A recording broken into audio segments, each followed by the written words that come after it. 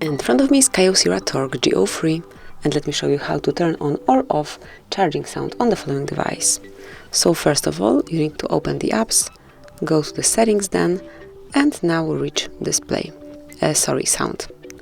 Here, scroll down to the very bottom of the list, and under other sounds and vibrations, you will notice battery charging tone. So this is where you can apply the tone or deactivate it, and also you can change the charged battery tone right here the same way. So once the indicator is active, it is on, and the indicator which is not active determines the mute option.